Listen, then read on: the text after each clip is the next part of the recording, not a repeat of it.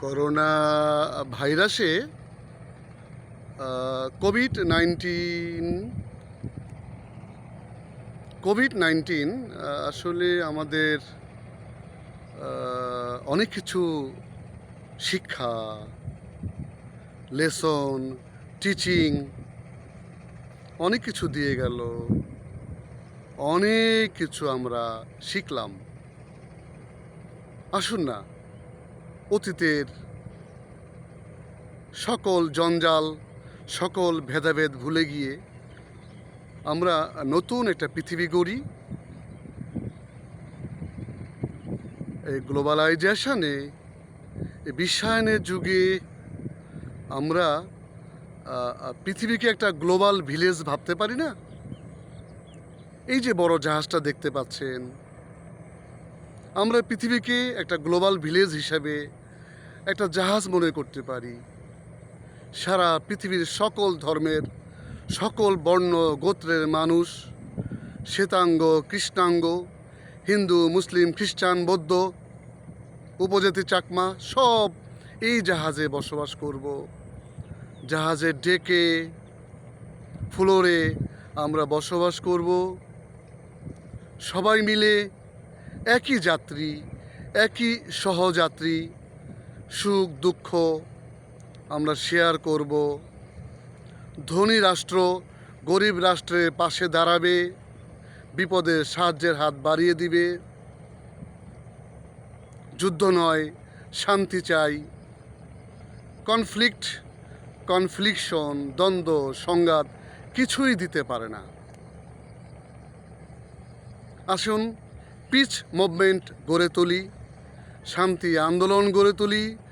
আর পৃথিবীতে যুদ্ধ নয়, একটা মৃত্যুও নয়। এই জাহাজে আমরা বসবাস করব। আমরা ধনী রাষ্ট্র গরিব একত্রিতভাবে ভ্রাতৃত্ববোধে এগিয়ে যাব। এখন সারা পৃথিবীর মানুষের একটাই কথা, বাঁচতে চাই, বাঁচতে চাই, বাঁচতে চাই। সৃষ্টিকর্তা, আল্লাহ তাআলা, ভগবান, গড, দেবতা, যে যে নামেই ডাকি না কেন, সবাই ঝুঁকে পড়েছে ধর্মচর্চা নিয়ে, খোদাকে ডাকা নিয়ে। কিন্তু খোদার অনুশাসন, খোদার আদেশকে আমরা মেনে চলি? ছোট্ট একটা জীবন, কি বিরাট আয়োজন! অবৈধভাবে ঘুষ দুর্নীতি করে বিশাল সারা পৃথিবীর মানুষ, আমি সবাইকে বলছি না, বহু মানুষ বাড়ি ঘর ব্যাংক ব্যালেন্স অবৈধ টাকায় গড়ে তুলেছে। খুন, হত্যা, নারী নির্যাতন সব করেছে মানুষ। এখন বুঝছে জীবন কিচ্ছু না।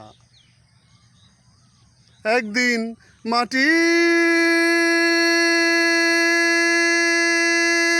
ভিতরে হবে ঘর রে মন আমার, কেন বাঁধো দালান ঘর রে মন আমার, কেন বাঁধো দালান ঘর।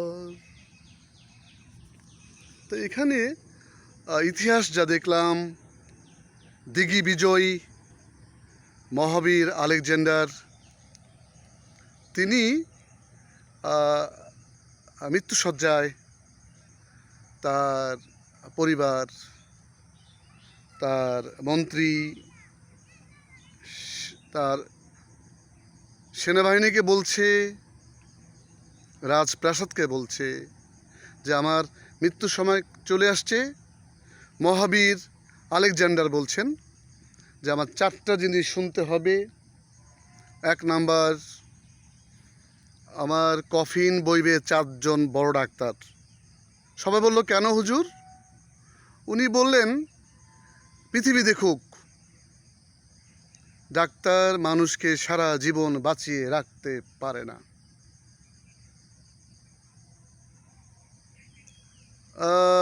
2 নম্বর বললেন, আমার যত সম্পদ আছে সারা পৃথিবীতে যা আয় করেছিলাম, আমার গ্রেভইয়ার্ড, আমার কবরস্থানের যে পথে আমাকে নেওয়া হবে, সেই পথে সমস্ত সম্পদ, ধন রত্ন, স্বর্ণ মুদ্রা ছড়িয়ে দিবে। সবাই বললেন, কেন হুজুর? তিনি বললেন যে পৃথিবী দেখুক, মানুষ সম্পদ সাথে নিয়ে যেতে পারে না। আমি যা করেছিলাম ভুল করেছিলাম।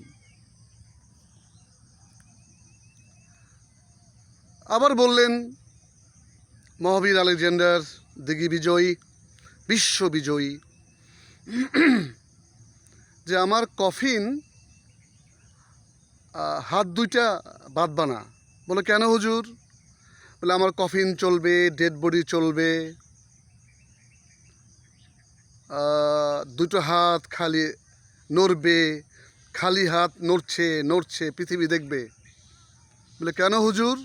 তিনি বললেন, পৃথিবীর মানুষ বুঝুক, শূন্য হাতে এসছি, খালি হাতে চলে গেলাম, এই ধন সম্পদ সাথে নেওয়া যায় না।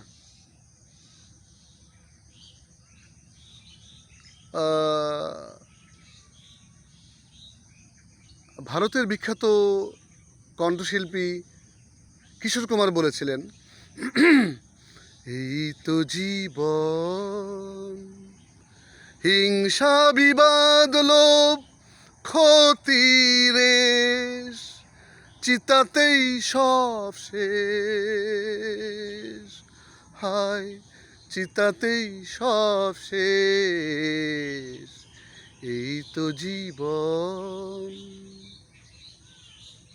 আবার সৈয়দ আব্দুল হাদী বাংলার কোকিল কণ্ঠে বলেছিলেন, শিল্পী, চোখ বুঝিলে দুনিয়া আন্ধার, হায় রে চোখ বুঝিলে দুনিয়া আন্ধার, কিসের বাড়ি কিসের ঘর কিসের সংসার, চোখ বুঝিলে দুনিয়া আন্ধার। আবার মরমী শিল্পী মরহুম আব্দুল আলিম গেয়েছিলেন, পরের জায়গা পরের জমি ঘর বানাইয়া আমি রই, আমি তো সেই ঘরের মালিক নই। আবার আরেকজন গিয়েছিলেন, হায় রে মানুষ রঙিন ফানুষ, দম ফুরাইলে ঠুস, তবু ভাই কারোই নাই একটুখানি হুশ, হায় রে মানুষ রঙিন ফানুষ, হায় রে মানুষ রঙিন ফানুষ, দম ফুরাইলে ঠুস। আরেক শিল্পী গিয়েছিলেন, ছাইরা গেলাম মাটির পৃথিবী, জীবন খেলায় হারাইলাম সবই সবই সবই। তা আমরা সব হারাতে চাই না। আসুন মানব সেবায় ঝাঁপিয়ে পড়ি, যার যা আছে সেই সম্পদ নিয়ে আমরা ঝাঁপিয়ে পড়ি মানব সেবায়, দুঃখীর পাশে দাঁড়াবো। দান নয়, সাহায্য নয়, উপহার সামগ্রী নিয়ে আমরা পাশে দাঁড়াই। সবাই ভালো থাকুন, সুস্থ থাকুন, ঘরে থাকুন।